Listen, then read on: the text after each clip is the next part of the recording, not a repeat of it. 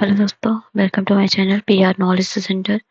तो आज हम करेंगे चैप्टर नंबर 3 इन्वायरमेंट का, जो है वन्यजीव संरक्षण से। तो चलिए स्टार्ट करते हैं। ठीक है, एग्जाम नज़दीक है तो आप एक-एक सब्जेक्ट कंप्लीट कर लीजिए। तो वन्यजीव संरक्षण के लिए अंतर्राष्ट्रीय प्रयास, चलिए ये बेसिक है, सारा बेसिक कंप्लीट करने के बाद विजन आईएस 365 करिएगा, ताकि current affair plus study part आपका कंप्लीट हो जाए। ठीक है, बाकी मैंने पॉलिटी का कंप्लीट करा दिया 365, उसको जाके आप जरूर देखिएगा। ठीक है,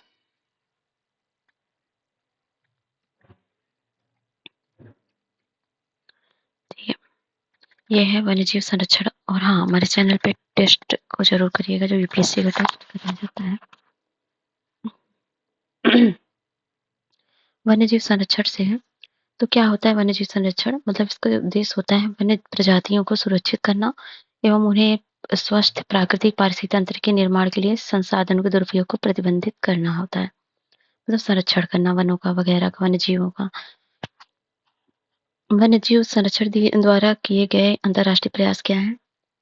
तो इसमें जो है साइट से, जैसे convention on international trade in endangered species of wild fauna and flora, तो ये एक अंतर्राष्ट्रीय समझौता है जिसे वाशिंगटन कन्वेंशन के नाम से भी जाना जाता है।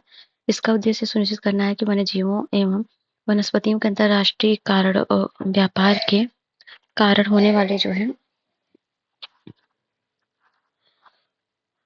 उनका अस्तित्व पर संकट ना हो, इसलिए ये पूछा भी गया क्वेश्चन है। इस बहुपक्षीय संधि में 184 पक्षकार शामिल हैं। इसमें इसको जो है वर्ष 1963 में आईयूसीएन के सदस्यों द्वारा बनाए गए एक प्रस्ताव के तहत निर्मित किया गया था तथा इसे 1975 में लागू किया गया। साइट्स कॉप विश्व वन्यजीव सम्मेलन, इसका आयोजन प्रति 2-3 वर्षों में लुप्तप्राय प्रजातियों के व्यापार को विनियमित करने के लिए किया जाता है, जिसमें प्रजातियों की सूची या साइट्स परिशिष्टों में परिवर्तनों से संबंधित निर्णय लिए जाते हैं। साइट्स की कार्यप्रणाली की जाने तो चयनित प्रजातियों के लिए अंतर्राष्ट्रीय व्यापार को नियंत्रित करता है तथा साइट्स के कार्यक्षेत्र में शामिल सभी आयातों और निर्यातों के लिए लाइसेंसिंग प्रणाली के द्वारा अंतर्राष्ट्रीय व्यापार हेतु अनुमोदन की आवश्यकता होती है।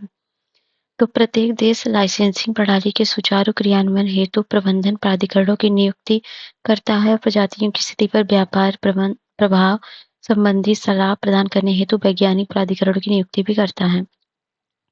भारत में प्रबंधन प्राधिकरण वन्यजीव संरक्षण निदेशक है और परमिट जारी करता वन्यजीव अपराध नियंत्रण ब्यूरो WCCB और वैज्ञानिक प्राधिकरण, इसमें भारतीय प्राणी सर्वेक्षण, भारतीय वनस्पति सर्वेक्षण, भारतीय वन्यजीव संस्थान आदि है। प्रजाति संरक्षण साइट्स में शामिल प्रजातियों को 3 परिशिष्टों में वर्गीकृत किया गया है। फर्स्ट अपेंडिक्स में विलुप्त होने की स्थिति में जो संकटग्रस्त होते हैं उन प्रजातियों को, और इनके व्यापार की अनुमति केवल असाधारण मामलों जैसे कैप्टिव ब्रीडिंग में ही प्रदान की जाती है।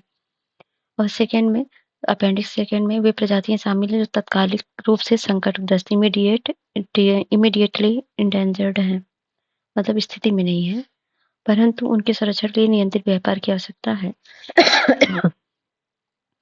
थर्ड है अपेंडिक्स थर्ड, वे प्रजातियां शामिल होती हैं जो कम से कम एक देश में संरक्षित होती हैं तथा उनके व्यापार को नियंत्रित करने के लिए साइट्स पक्षकारों के सहयोग की आवश्यकता होती है।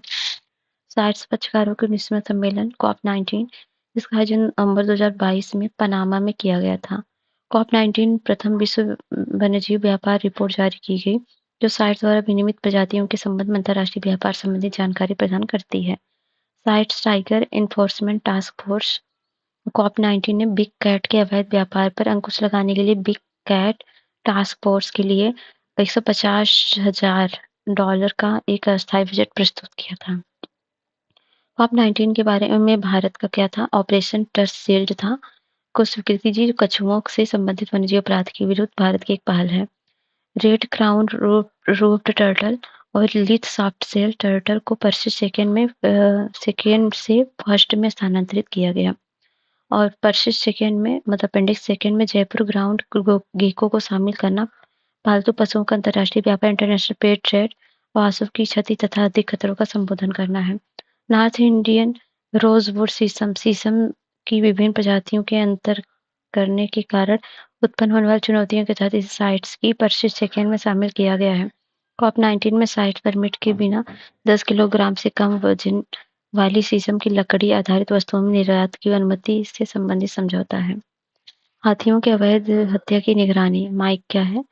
तो हाथियों की अवैध हत्या की निगरानी, monitoring the illegal killing of elephant कार्यक्रम वर्ष 2003 में शुरू किया गया एक अंतर्राष्ट्रीय सहयोग है जो पूरे अफ्रीका और एशिया में अवैध हाथियों के अवैध हत्या संबंधी प्रवृत्तियों की जानकारी को ट्रैक करता है, ताकि क्षेत्र के संरक्षण के प्रयासों की प्रभावशीलता की निगरानी की जा सके। इसका उद्देश्य वैश्विक स्तर पर हाथियों की मृत्यु के प्रचलन और कार्डों की माप करना है। सूचना के आधार पर उनका उपयोग, तो यह एशिया और अफ्रीका में हाथी संरक्षण के संबंधित अंतर्राष्ट्रीय निर्णय लेने में सहायता करता है। माइक से प्राप्त जानकारी विश्लेषण साइट्स की होने वाली वार्षिक बैठकों में प्रस्तुत किए जाते हैं। शामिल स्थल इस साइट्स में क्या है? वर्तमान में एशिया के 13 देशों में से 28 माइक स्थल हैं। भारत में माइक स्थल स्थित हैं जो सर्वाधिक इसके बाद Cambodia, Indonesia, Lao People's Democratic Republic, Malaysia, Myanmar, Thailand में 2-2 स्थल हैं। इसके अलावा बांग्लादेश, भूटान, चीन, नेपाल और श्रीलंका, वियतनाम में 1-1 स्थल है। दान आधारित माइक पूर्णतः दानकर्ताओं के समर्थन डोनर सपोर्ट पर निर्भर है। वन्यजीव व्यापार निगरानी नेटवर्क ट्रैफिक, ये 2017 में पूछा था। वन्यजीव व्यापार निगरानी नेटवर्क ट्रैफिक जो है wild life trade monitoring network traffic एक गैर सरकारी संगठन एनजीओ है जिसकी स्थापना 1976 में हुई थी। ये वन्यजीव कोष world wide fund for nature और जो है international union of conservation of nature ICN के संयुक्त कार्यक्रम के रूप में स्थापित है। इसका मुख्यालय कैम्ब्रिज यूके में है और उद्देश्य है साइट्स का यह सुनिश्चित करता है कि जंगली पादपों और जंतुओं के व्यापार से प्रकृति के संरक्षण के संकट ना उत्पन्न हो। वन्यजीव व्यापार के रुझान, प्राणियों प्रभाव एवं संचालनों का निरीक्षण करना ताकि वन्यजीव और पादपों के व्यापार पर पूर्ण ज्ञान प्राप्त किया जा सके। वन्यजीव तस्करी के विरुद्ध गठबंधन है ये। Coalition against the wildlife trafficking है एक गठबंधन है जिसकी स्थापना 2005 में वन्यजीवों के अंगों के अवैध व्यापार के विरुद्ध लाया गया था।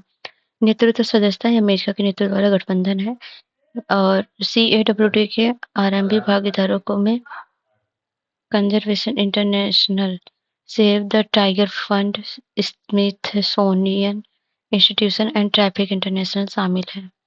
वन्यजीव की प्रवासी प्रजातियों के संरक्षण पर अभिसमय, तो संयुक्त राष्ट्र पर्यावरण कार्यक्रम के तहत 1979 में बान जर्मनी में एक अंतर्राष्ट्रीय संधि संपन्न हुई।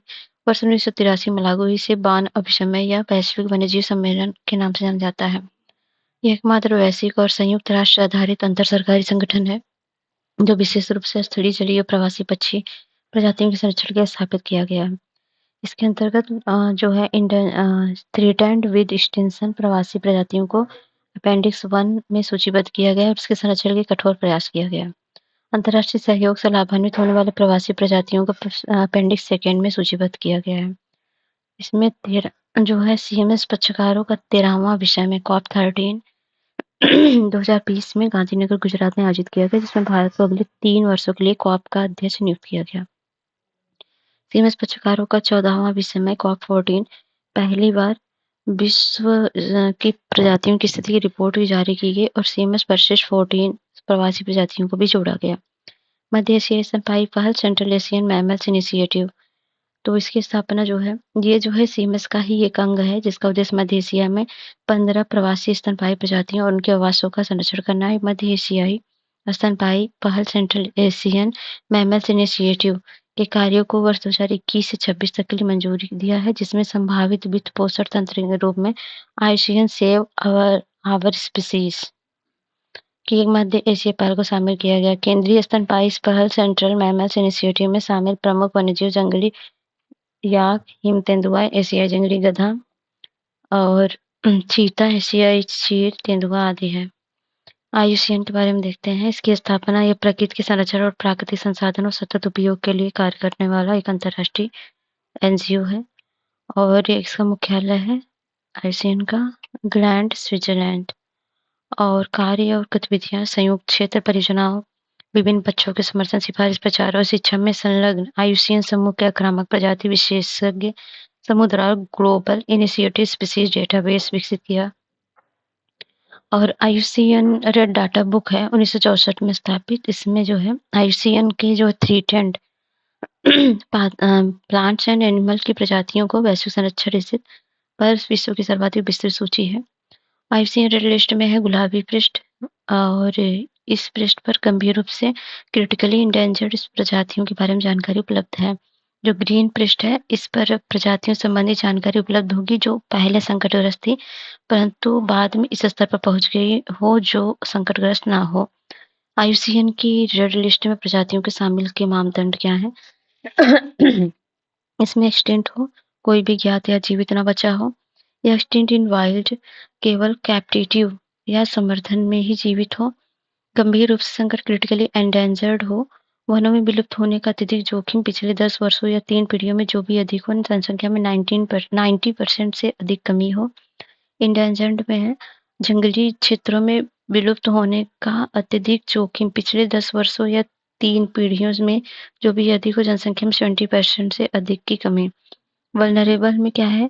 जंगली क्षेत्रों में विलुप्त होने का जोखिम पिछले 10 वर्षों या 3 पीढ़ियों में जो भी अधिक हो, जनसंख्या में 50% की कमी होनी चाहिए। और नियर थ्रेटेंड है, सुभेद्य स्थिति के अत्यधिक निकट है, कम चिंता करें लिस्ट कंसर्न है, न्यूनतम जोखिम वाली श्रेणी, व्यापक एवं प्रचुर मात्रा में उपलब्ध है, आंकड़े पर्याप्त हैं, आकलन के लिए डेटा पर्याप्त है, अनाकलित नॉट इवेल्युएटेड, वर्तमान उपलब्ध मानदंडों के आधार पर मूल्यांकन नहीं किया गया। आईयूसीएन संरक्षित क्षेत्र श्रेणियां। श्रेणी फर्स्ट है स्ट्रिक्ट नेचर रिजर्व, निर्जन क्षेत्र। स्ट्रिक्ट नेचर रिजर्व ऐसे क्षेत्र जहां जैव विविधता को न्यूनतम मानवीय हस्तक्षेप के साथ संरक्षित किया जाता है। इस क्षेत्र में आमतौर पर केवल अनुसंधान और निगरानी उद्देश्यों तक ही सीमित पहुंच होती है। तो ये होता है आईयूसीएन में स्ट्रिक्ट नेचर रिजर्व। और निर्जन क्षेत्र ऐसे क्षेत्र जो अपनी प्राकृतिक अवस्था में बने रहते हैं तथा अपनी पारिस्थितिक अखंडता बनाए रखने के लिए पर्याप्त आकार के होते हैं तथा उनमें अनुसंधान जैसे सीमित मानवीय गतिविधियां या सख्त नियंत्रण के तहत पारंपरिक प्रथाओं का अनुमति दी जाती है। एंड सेकेंड श्रेणी में राष्ट्रीय उद्यान है, पारसी तंत्र का संरक्षण और मनोरंजन हेतु अलग से स्थापित किए गए क्षेत्र हैं। राष्ट्रीय उद्यान को सख्ती से संरक्षित किया जाता है और मानवीय गतिविधियों को सावधानीपूर्वक विनियमित किया जाता है। इनका प्राथमिक उद्देश्य जैव विविधता का संरक्षण तथा इनमें मनोरंजन, शिक्षा, पर्यटन के लिए सार्वजनिक पहुंच को प्रायः विनियमित शर्तों के तहत अनुमति दी जाती है। इन उद्यानों के भीतर किसी भी मानवीय बस्ती के निर्माण या प्राकृतिक संसाधनों के अधिक दोहन की अनुमति नहीं है। थर्ड है ये प्राकृतिक स्मारक। ये संरक्षित क्षेत्र जिनमें भू आकृतियां, गुफाएं, झरने, भूवैज्ञानिक संरचनाएं जैसी विशिष्ट प्राकृतिक विशेषताएं होती हैं। पर्यटन अनुसंधान अनुमति देते हुए इन क्षेत्रों की प्रमुख विशेषताओं को संरक्षित करने पर ध्यान केंद्रित किया जाता है। सीमित तरीके के मानवीय गतिविधियों की अनुमति दी जाती है, लेकिन प्राकृतिक स्मारकों की विशेषताओं को बाधित नहीं किया जाना चाहिए। एंड फोर्थ श्रेणी में आवास प्रजाति प्रबंधन क्षेत्र है। संरक्षित क्षेत्र विशिष्ट प्रजातियों या आवासों के संरक्षण के लिए प्रबंधित किए जाते हैं और जैव विविधता को बनाए रखने, विशेषतः संकटग्रस्त प्रजातियों की पुनर्स्थापना के लिए सक्रिय हस्तक्षेप किए जा सकते हैं। 5 में क्या है? संरक्षित भू परिदृश्य, समुद्री परिदृश्य। इन क्षेत्रों का प्रबंधन जैव विविधता और सांस्कृतिक परिदृश्य दोनों के लिए किया जाता है। इसका उद्देश्य लोगों और प्राकृतिक पर्यावरण के बीच संबंधों को बनाए रखना, प्राकृतिक संसाधनों के संरक्षण एवं सतत उपयोग को संतुलित करना है। कृषि, वानिकी, पर्यटन जैसे मानवीय गतिविधियों की अनुमति दी जाती है, बशर्ते वे क्षेत्र की परिस्थितियां एवं सांस्कृतिक अखंडता को बनाए रखें। श्रेणी 6 है प्राकृतिक संसाधनों के सतत उपयोग के साथ संरक्षित क्षेत्र है। ऐसे क्षेत्र जहां जैव विविधता का संरक्षण प्राथमिक उद्देश्य है, लेकिन प्राकृतिक संसाधनों के सतत उपयोग की अनुमति है। ये क्षेत्र पर्यावरण की सुरक्षा और चारण, मत्स्यायन एवं सतत कृषि जैसी गतिविधियों की अनुमति देने के बीच संतुलन प्रदान करते हैं। स्थानीय समुदाय प्राय इस क्षेत्र में प्रबंधन और सतत उपयोग में शामिल होते हैं। वर्ल्ड लाइफ इंटरनेशनल विश्व की सबसे बड़ी प्रकृति संरक्षण साझेदारी, जिसमें संपूर्ण विश्व के 120 राष्ट्रीय प्राकृतिक संरक्षण संगठन शामिल है। बीआई पक्षियों, उनके आवासों और वैश्विक जैव विविधता संरक्षण के लिए समर्पित है। इनका उद्देश्य प्राकृतिक संसाधनों के उपयोग में स्थिरता को बढ़ावा देने के लिए लोगों के साथ मिलकर काम करना है। रेड लिस्ट अथॉरिटी में रूप में भूमिकाएं। वर्ल्ड लाइफ इंटरनेशनल के तहत पक्षियों के लिए अधिकारी रेड लिस्ट अथॉरिटी के रूप में कार्य करता है। महत्वपूर्ण पक्षी और जैव विविधता क्षेत्रों की पहचान। बीआई उन स्थलों की पहचान करता है जिन्हें महत्वपूर्ण पक्षी और जैव विविधता क्षेत्र के रूप में जाना जाता है, जो या तो एक या अधिक संकटग्रस्त पक्षी प्रजातियों की महत्वपूर्ण संख्या को आश्रय देते हैं या असाधारण रूप से बड़ी संख्या में प्रवासी पक्षियों का समर्थन करते हैं। संपूर्ण विश्व में 13,000 से अधिक आईबीए हैं, जिनमें से 554 स्थलों की पहचान भारत में की गई। बॉम्बे नेचुरल हिस्ट्री सोसाइटी, जो भारत में वर्ल्ड लाइफ इंटरनेशनल का भागीदार है, आरबीआई की पहचान करने में बीआई के साथ सहयोग करता है। बॉम्बे नेचुरल हिस्ट्री सोसाइटी 2014 में पूछा गया था। इसकी स्थापना 1833 में स्थापित बीएनएचएस भारत के सबसे पुरानी और सबसे बड़े गैर सरकारी संगठनों में से एक है। मिशन है संरक्षण और जैव विविधता संरक्षण में संलग्न भारत की समृद्धि प्राकृतिक विरासत के अध्ययन एवं संरक्षण की महत्वपूर्ण भूमिका निभाता है। बीएनएचएस जो है Bombay natural history society journal of Bombay natural history society प्रकाशित करता है। उल्लेखनीय की हस्तियों में पक्षी विज्ञानी सलीम अली, भारत के पक्षी विज्ञानी और डॉक्टर डिलन रिप्ले आदि शामिल हैं। विश्व वन्यजीव कोष है स्थापना 1961 में स्थापित डब्ल्यूडब्ल्यूएफ, जिसे पहले वर्ल्ड वाइल्ड लाइफ फंड के नाम से जाना जाता था, एक गैर सरकारी संगठन है जिसका मुख्यालय ग्लैंड स्विट्जरलैंड में स्थित है। मिशन और उद्देश्य। इसका उद्देश्य ग्रह के प्राकृतिक पर्यावरण के क्षरण को रोकने और एक ऐसे भविष्य का निर्माण करना है जिसमें मनुष्य प्रकृति के साथ सामंजस्य में रहे। डब्ल्यूडब्ल्यूएफ एक प्रारंभ की गई पहल है वन्यजीव व्यापार निगरानी नेटवर्क। लिविंग प्लैनेट रिपोर्ट 1998 में डब्ल्यूडब्ल्यूएफ द्वारा प्रत्येक 2 वर्ष में प्रकाशित विश्व की जैव विविधता की स्थिति के बारे में जानकारी प्रदान करता है। अर्थ आवर 2007 में डब्ल्यूडब्ल्यूएफ द्वारा आयोजित एक विश्वव्यापी आंदोलन जो लोगों को प्रत्येक वर्ष मार्च के आखिरी शनिवार को स्थानीय समय अनुसार 8:30 साढ़े 9 बजे तक के लाइट बंद करने के लिए प्रोत्साहित करता है। डेब्ट फॉर नेचर स्वैप एक ऐसा लेनदेन जिसमें किसी देश के ऋण को खरीदा जाता है, पुनर्वार्ता की जाती है। इसे ऋणदाताओं द्वारा इस शर्त पर माफ किया जाता है कि ऋण पर बचत पर्यावरण संरक्षण गतिविधियों में निवेश की जाती है। इंटरनेशनल व्हेलिंग कमीशन क्या है? तो ये एक अंतर्राष्ट्रीय अभिसमय है की शर्तों के तहत स्थापित गैर संयुक्त राष्ट्र निकाय, मुख्यालय इसका यूनाइटेड किंगडम में है और मिशन है व्हेल स्टॉक के उचित संरक्षण और व्हेलिंग उद्योगों के विकास के लिए स्थापित किया गया। व्हेलिंग अभ्यारण्य सेशल्स में हिंद महासागर व्हेल अभ्यारण्य जैसे क्षेत्रों को व्हेलिंग अभ्यारण्य के रूप में नामित करने का अधिकार है। और आईडब्ल्यूएस की सदस्यता किसी भी देश के लिए उपलब्ध है। औपचारिक रूप से 1986 में कन्वेंशन की पुष्टि करता है जो भारत का एक सदस्य है। और वाणिज्यिक व्हेलिंग पर रोक 1982 में, लेकिन वैज्ञानिक अनुसंधान आईसीआरडब्ल्यू के आदिवासी निर्वाह प्रावधानों के तहत व्हेलिंग की अभी भी अनुमति है। फ्लोरियनोपोलिस ब्राजील घोषणा 2018 इसमें सदस्यों ने वाणिज्यिक व्हेलिंग को नवीनीकृत करने के लिए जापान के प्रस्ताव को स्वीकार कर दिया और इस अस्वीकृति के बाद जापान ने आईडब्ल्यूसी को छोड़ने की घोषणा की। वन्यजीव संरक्षण के लिए भारत के प्रयास। तो 2022 में पूछा भी है वन्यजीव संरक्षण अधिनियम 1972 को। ये संपूर्ण भारत में विस्तारित है जो वन्यजीव रक्षक और उनके कर्मचारियों द्वारा प्रशासित की जाती है। यह राज्य वन्यजीव सलाहकार बोर्डों के लिए विशेष अनेक प्रावधान करता है। वन्यजीव संबंध शब्दावली जैसे कि आवास, शिकार, चिड़ियाघर, अभ्यारण्य, राष्ट्रीय उद्यान, आरक्षित वन आदि को परिभाषित करता है। ठीक है। और ठीक है, अभ्यारण्यों को राष्ट्रीय उद्यानों की स्थापना राज्य सरकार सूचना द्वारा घोषित किया जाता है। यह जंगली जानवरों, पशु उत्पादों, ट्रैफिकों के व्यापार के नियमन का निर्धारण करता है। केंद्रीय चिड़ियाघर प्राधिकरण वन्यजीव अधिनियम 1972 की धारा 38C के तहत चिड़ियाघर का प्रबंधन करता है और वन्यजीव अधिनियम का उल्लंघन करने पर न्यायिक रूप से दंड का प्रावधान किया गया है। मुख्य वन्यजीव रक्षक की नियुक्ति राज्य सरकार द्वारा की जाती है और केंद्र सरकार निदेशकों और सहायक निदेशकों की नियुक्ति करता है। वन्यजीव संरक्षण अधिनियम 1972 में टैक्सीडर्मी जो कि मृत जंगली पशुओं को ट्रॉफियों के रूप में या खाल, सींग, अंडे, दांत, नाखून के रूप में संरक्षित करने के विरुद्ध है। संशोधन वन्यजीव संरक्षण अधिनियम 1972 में अब तक 8 बार 1982, 1986, 1991, 1993, 2002, 2006 और 2013 और 22 संशोधन किया जा चुका है। इससे इस प्रकार समझा जा सकता है। डब्ल्यूपीएस संशोधन 1982 है पशु आबादी के वैज्ञानिक प्रबंधन के लिए जंगली जानवरों को पकड़ने और परिवहन की अनुमति देने वाला प्रावधान पेश किया गया और 2002 वाला है। इसमें राष्ट्रीय वन्यजीव बोर्ड का गठन किया गया और 2006 में राष्ट्रीय बाघ संरक्षण प्राधिकरण का गठन किया गया और वन्यजीव अपराध नियंत्रण ब्यूरो का गठन किया गया और 2013 में 7 साल की कैद का प्रावधान किया गया। अंडमान निकोबार द्वीप में अनुसूचित जनजातियों ने शिकार करने पर अपनी संबंधी अधिकारों की रक्षा का प्रावधान किया गया। वन्यजीव संरक्षण अधिनियम के अंतर्गत गठित निकाय क्या है? एनबीडब्ल्यूएल क्या है? राष्ट्रीय वन्यजीव बोर्ड। ये संरक्षित क्षेत्रों और उनके आसपास के वन्यजीव संरक्षण एवं परियोजनाओं अनुमोदन के लिए सर्वोच्च सलाहकार निकाय है। इसके अध्यक्ष प्रधानमंत्री, उपाध्यक्ष पर्यावरण, वन, जलवायु परिवर्तन मंत्री होते हैं और कार्य वन्य जीव संरक्षण नीतियों पर सलाह देते हैं, वन्य जीवों और वनों के संरक्षण तथा विकास को बढ़ावा देते हैं। राष्ट्रीय वन्यजीव बोर्ड की स्थायी समिति इसमें संरक्षित वन्यजीव क्षेत्रों में 10 किलोमीटर के दायरे में परिजनों को मंजूरी देता है और इसके अध्यक्ष पर्यावरण, वन, जलवायु पर्यावरण मंत्री होते हैं और संरक्षित क्षेत्रों को प्रभावित करने वाली परियोजनाओं को मंजूरी देता है। एसपीडब्ल्यूएल वन्यजीवों के लिए एक राज्य बोर्ड, यह राज्य स्तर पर वन्यजीव संरक्षण के लिए सलाहकार निकाय है और ये अध्यक्ष इसके केंद्र राज शासित प्रदेश के मुख्यमंत्री होते हैं। संरक्षित क्षेत्रों में प्रबंधन पर सलाह देते हैं और वन्यजीव संरक्षण हेतु नीतियां बनाते हैं। ये सब काम इनका है।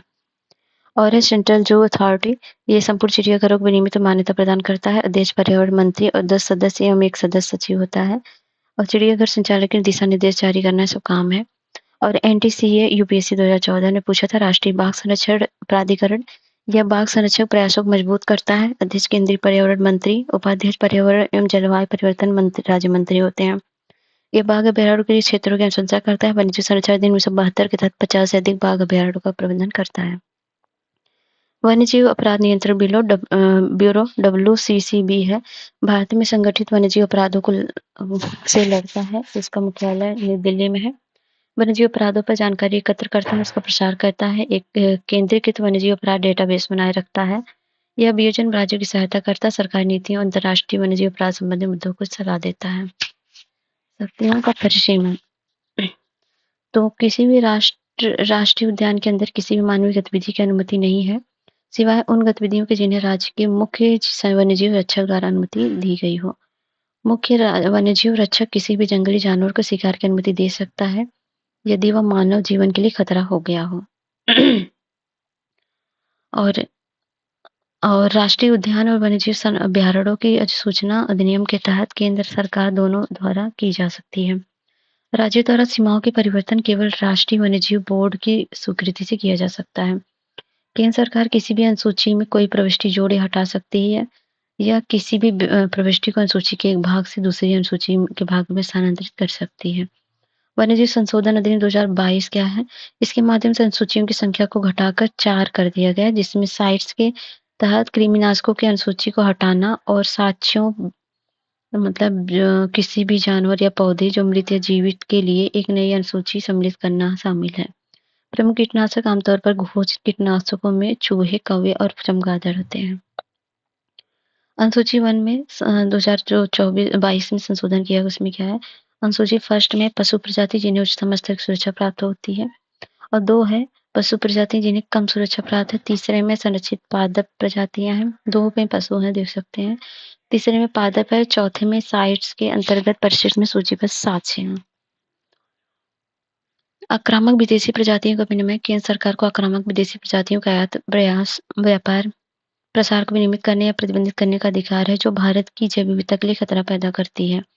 बंदी जानवरों, पशु उत्पादों का पर्यावरण समर्पण, व्यक्ति स्वेच्छा से किसी भी बंदी जानवर या पशु उत्पादों को मुख्य वन्यजीव गार्डन को सौंप सकते हैं। ऐसे वैश्विक समर्पण के लिए किसी भी तरह के मुआवजे का प्रावधान नहीं है।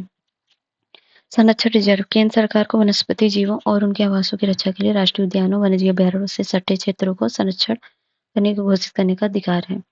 मुख्य वन्यजीव वार्डन की भूमिका, मुख्य वन्यजीव रक्षक या वार्डन जो होता है वो राज्य के भीतर सभी अभ्यारण्यों को नियंत्रित करने और प्रबंधित करने को और इसके मतलब जिम्मेदारी सौंपी गई है इसकी। वन्यजीव प्रबंधन के लिए अस्थायी समिति, वन्यजीव और संरक्षित क्षेत्रों में प्रभावी प्रबंधन के लिए वन्यजीव बोर्ड द्वारा स्थापित की गई शक्तियों का प्रयोग करने के लिए एक अस्थायी समिति का गठन किया गया। बंदी हाथी प्रबंधन, केंद्र सरकार धार्मिक या अन्य उद्देश्यों के लिए बंदी हाथी के हस्तांतरण पर परिवहन की अनुमति देती है, बशर्ते उस व्यक्ति के पास स्वामित्व का वैध प्रमाण पत्र हो।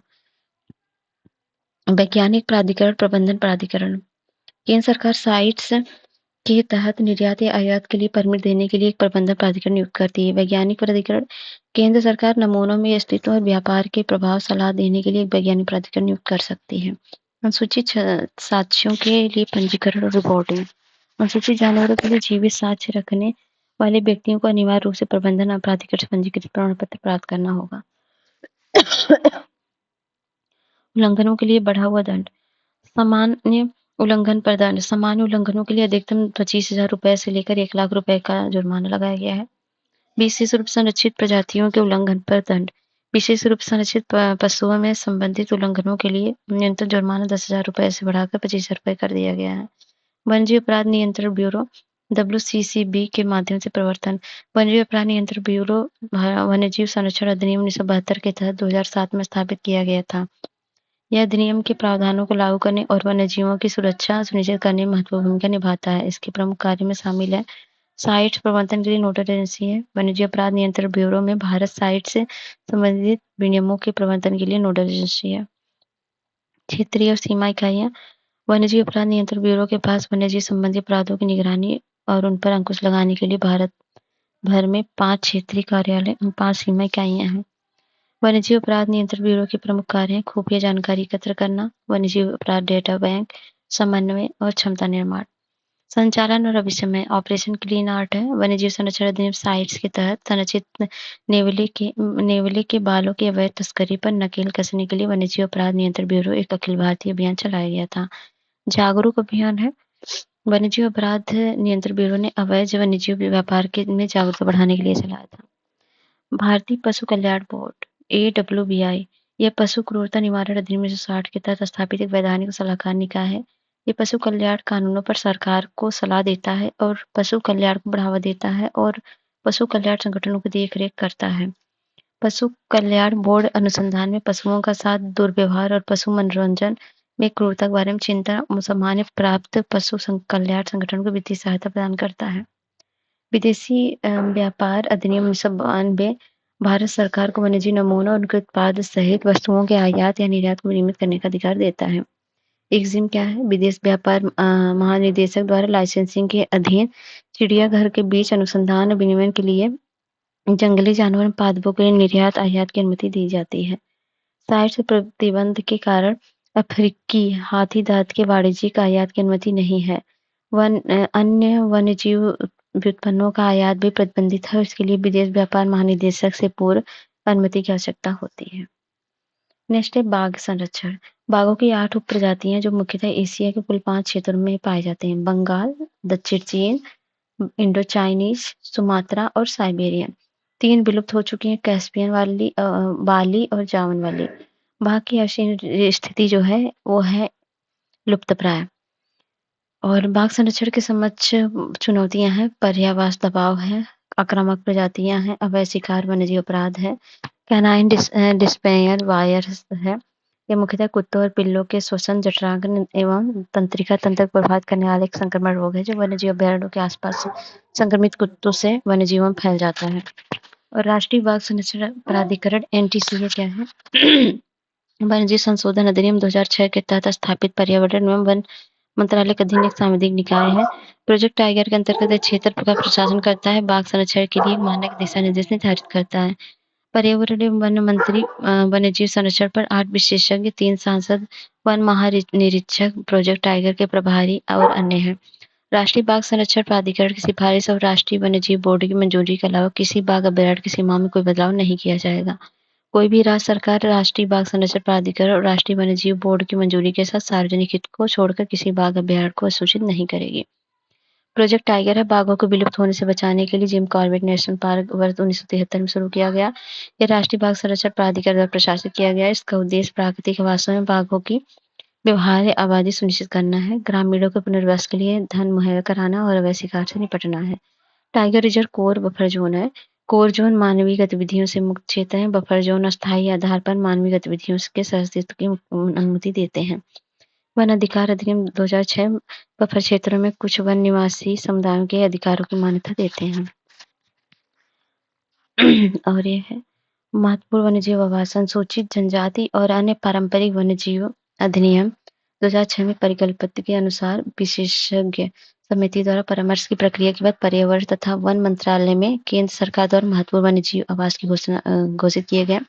महत्वपूर्ण बाघ आवास है। वन्यजीव अधिनियम 1972 के अनुसार 2006 में संशोधन के अनुसार बाघ अभयारण्यों और संरक्षित क्षेत्रों में बाघ एवं अन्य जंगली जानवर की व्यवहार आबादी के पोषण के लिए सीमांकित क्षेत्र यह बाघ अभयारण्य का मुख्य क्षेत्र है। बाघ गणना 2023 भारत में प्रोजेक्ट टाइगर के 50 वर्ष बाद पर प्रधानमंत्री जी ने 2023 में जारी की। भारत में बाघों की आबादी 3,682 है। जनसंख्या वृद्धि पिछले 4 वर्षों में 200 बाघों की वृद्धि, मतलब 2,967 से अब 3,167 हुए। वर्ष 1973 की जनगणना में अनेक उल्लेखनीय सुधार किए गए जो संरक्षक प्रयासों की सफलता को दर्शाते हैं। भारत में वैश्विक बाघ आबादी का 75% से अधिक हिस्सा है जो सालाना 6% की दर से बढ़ रहा है। सर्वाधिक बाघों वाले शीर्ष 10 राज्य हैं मध्य प्रदेश, कर्नाटक, उत्तराखंड, महाराष्ट्र, तमिलनाडु, असम, केरल और राजस्थान, उड़ीसा, छत्तीसगढ़। भारत में कुल 67 बाघ अभयारण्य हैं जो देश के कुल भौगोलिक क्षेत्र में 2.4% अधिक क्षेत्र कवर करते हैं। 2023 की जनगणना बाघ संरक्षण के प्रति भारत की प्रतिबद्धता को दर्शाता है और एक महत्वपूर्ण उपलब्धि का प्रतीक है। बाघों की संख्या में बढ़ोतरी देखेंगे। ये 2006 में कितनी हुई सब देख लीजिएगा डाटा। बाघ गलियारे राष्ट्रीय बाघ संरक्षण प्राधिकरण ने भारतीय वनस्पति संस्थान के सहयोग से दीर्घकालिक संरक्षण के लिए बाघ आबादी को जोड़ना शीर्षक के माध्यम से दस्तावेज प्रकाश किए जिसमें 32 प्रमुख गलियारों की रूपरेखा तैयार की गई। ये देख सकते हैं मध्य प्रदेश सतपुड़ा टाइगर रिजर्व में इन सब जगह पे है। तो monitoring system for tiger incentive protection for ecological status बाघों के लिए निगरानी प्रणाली गहन संरक्षण और प्राथमिक एनटीसीए और भारतीय वन्यजीव संस्थान 2010 में भारतीय बाघ अभयारण्य में शुरू किया गया।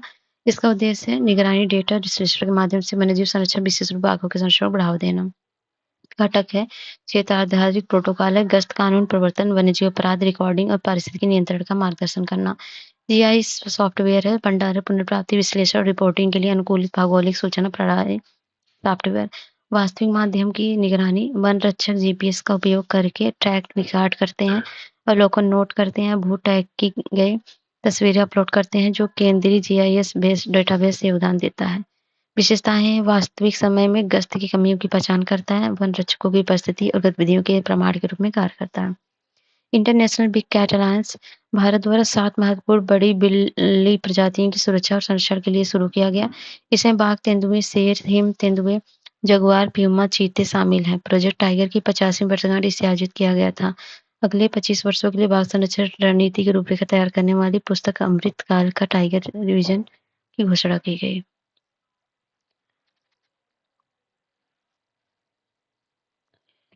नो योर स्नो लेपर्ड देख सकते हैं।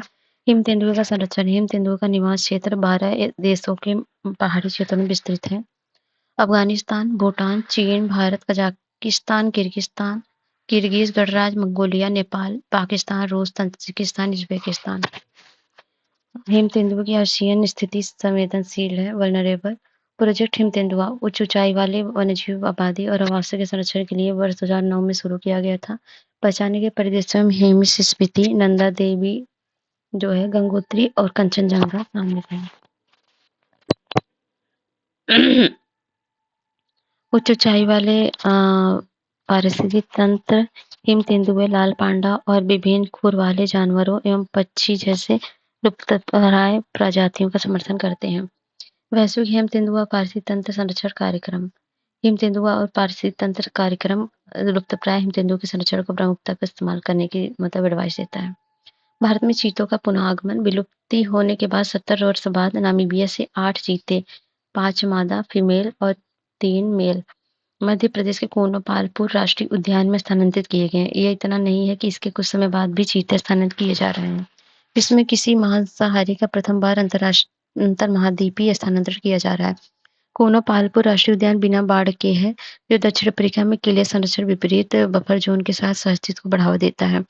उम्मीद है कि चीते भारत में खुले जंगल के घास मैदान में पारिस्थितिकी तंत्र को बहाल करने में मदद करेंगे। सरकार ने परिचय की निगरानी और पर्यटन बुनियादी ढांचे के विकास के लिए एक टास्क फोर्स का गठन किया है। विशेषता क्या है अफ्रीकी चीता और एशियाई चीता आईसीएन है कमजोर आईसीएन में कमजोर है और एशियाई चीता गंभीर रूप से संकटग्रस्त है और साइट्स में अफ्रीकी चीता परिशिष्ट सेकंड में है फर्स्ट में है और एशियाई भी और जनसंख्या में अफ्रीकी चीता है 6,500 और 700 अफ्रीकी हैं और जबकि एशियाई चीता में लगभग 40-50 है जो ईरान में है। आकार है इनका अफ्रीकी चीता का बड़ा होता है और एशियाई का छोटा हल्का होता है और विशेषता निवास अफ्रीका में है छत्तीसगढ़ के साल के जंगलों के पास ऐतिहासिक क्षेत्र है एशियाई का। आंखें इनकी सामान्य होती हैं और एशियाई का लाल होती है आमतौर पर।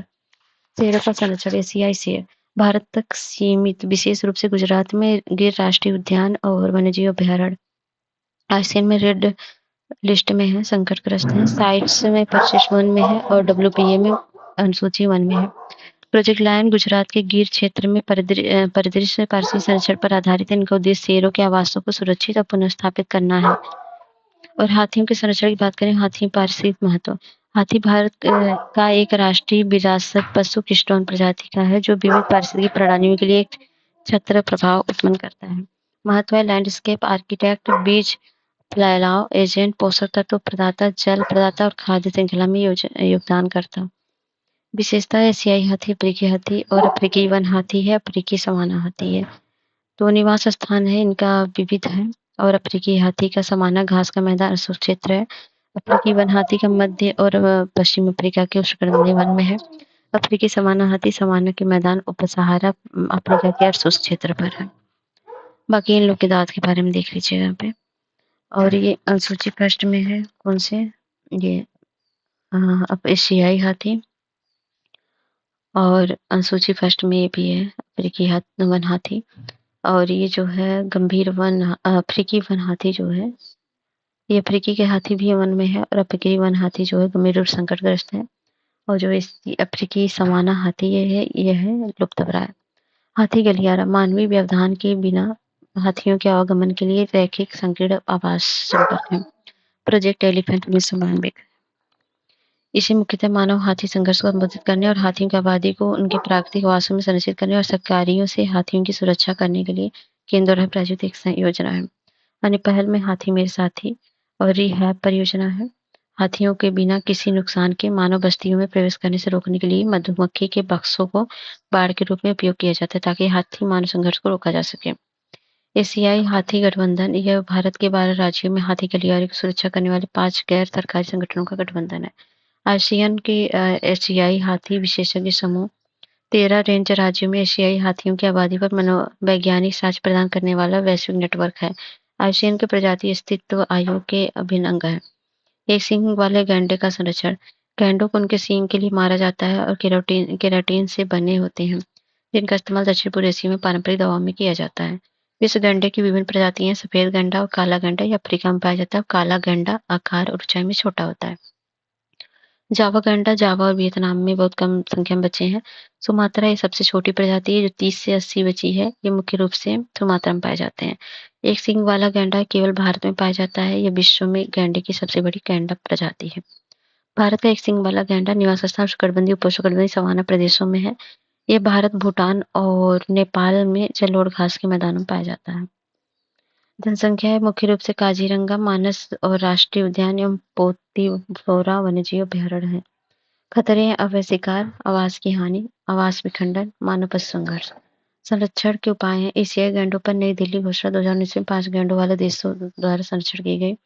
सभी गैंडों के लिए डीएनए की प्रोफाइलिंग परियोजना का आरंभ किया गया। 2019 में राष्ट्रीय गैंडा संरक्षण रणनीति शुरू की गई।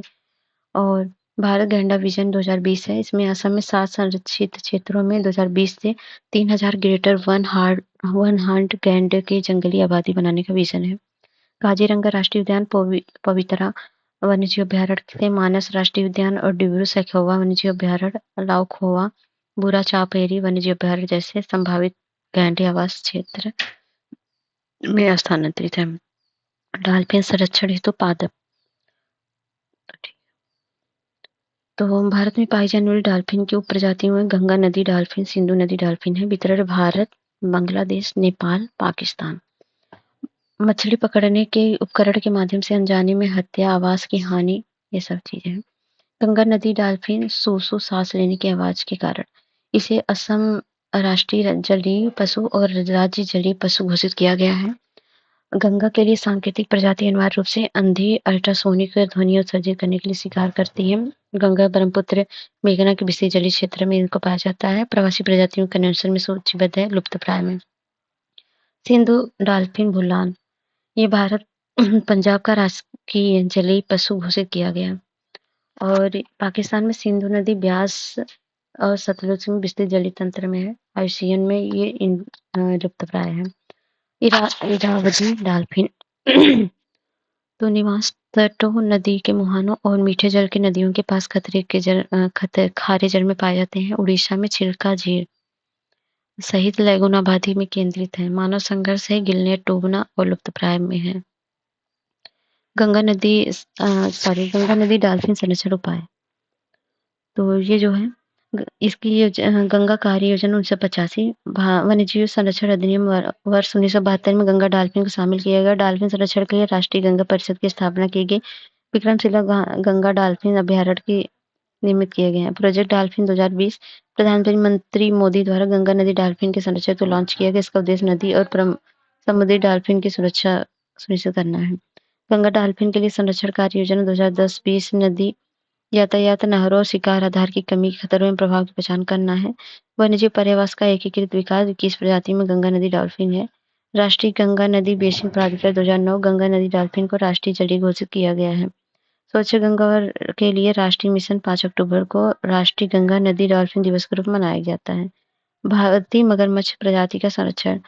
पहलू मगरमच्छ है, एलिगेटर्स हैं, घड़ियाल हैं।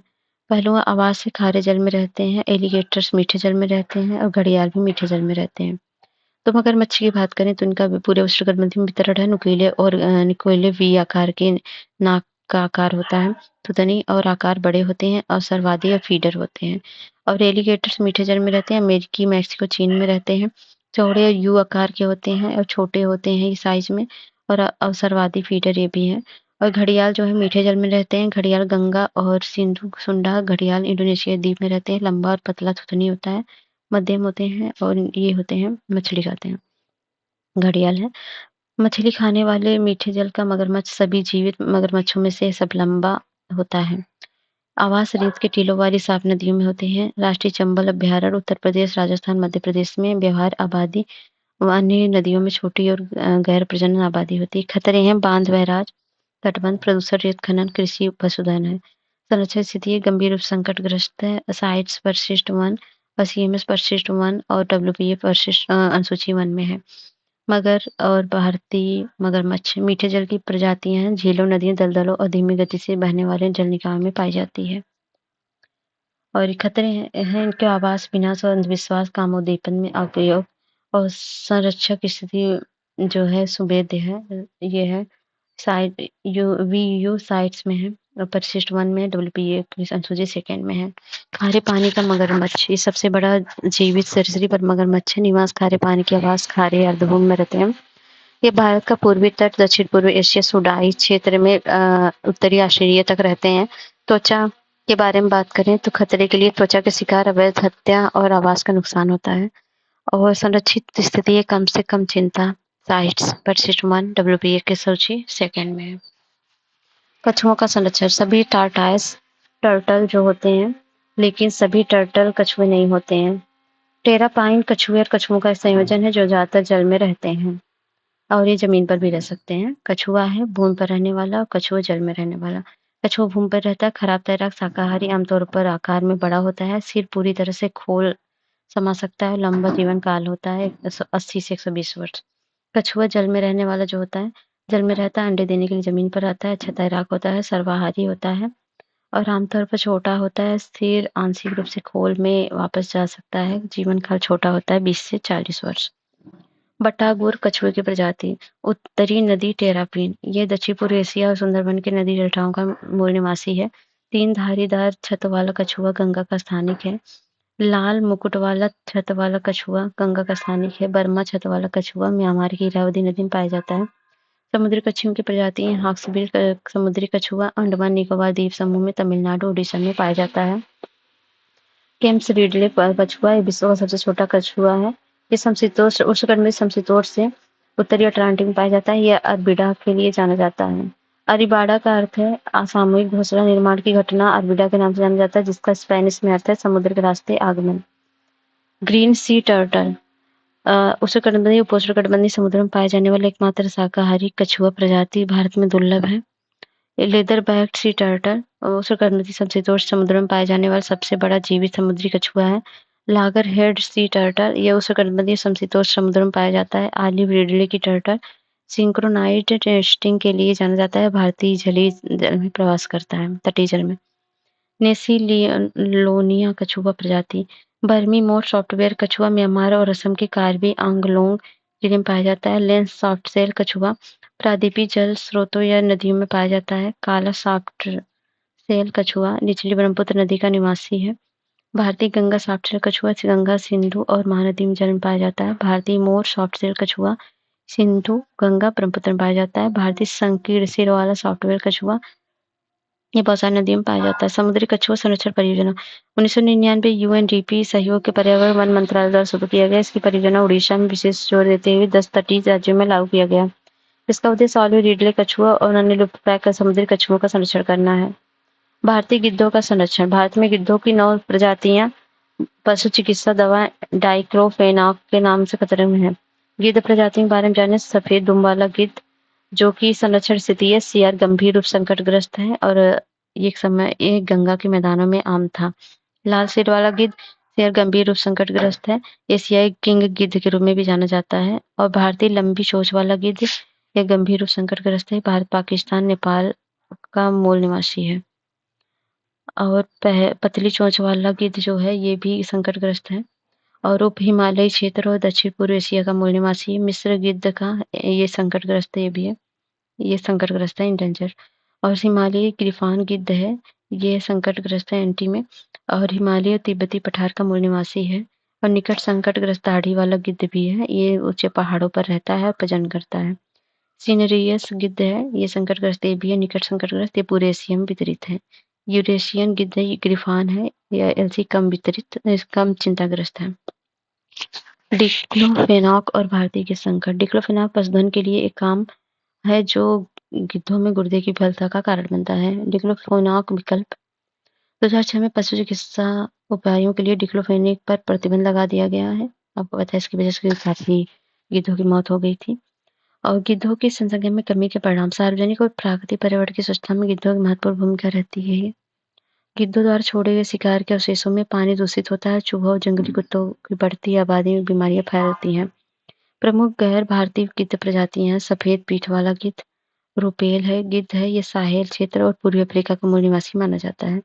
सरकार द्वारा उठाए गए कदम। वन्यजीव आवासों में एकीकृत विकास प्रजाति पुनर्प्राप्ति कार्यक्रम लागू किया गया है। वन्यजीव अधिनियम 1972 के तहत गिद्धों का उन्नत सुरक्षा स्थिति है। भारत, महाराष्ट्र, पंजाब वन विभाग द्वारा गिद्ध रेस्तरां बनाए गए हैं। केंद्रीय चिड़ियाघर प्राधिकरण और बॉम्बे नेचुरल हिस्ट्री सोसाइटी नेतृत्व गिद्धों का संरक्षण कार्यक्रम चलाया गया। भारत में गिद्धों के संरक्षण के लिए कार्य योजना 2020 से 25 है। इसका उद्देश्य गिद्धों की संख्या में सक्रिय रूप से वृद्धि करना है।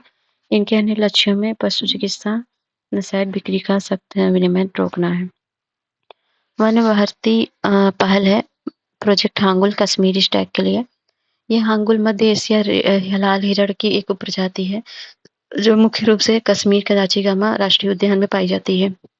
ऐतिहासिक रूप से इसकी संख्या 5000 थी, लेकिन आवास विनाश, अत्यधिक चराई, अवैध शिकार के कारण इनकी आबादी में गिरावट आई है। आईसीएन और वन्यजीव कोष के सहयोग से जम्मू कश्मीर द्वारा शुरू की गई परियोजना हांगुल उद्देश्य संरक्षण एवं इसकी संख्या को बढ़ाना है। विभिन्न प्रयासों के बावजूद जनसंख्या गंभीर रूप से खतरे में। 2017 में केवल 182 हांगुल की रिपोर्ट की गई।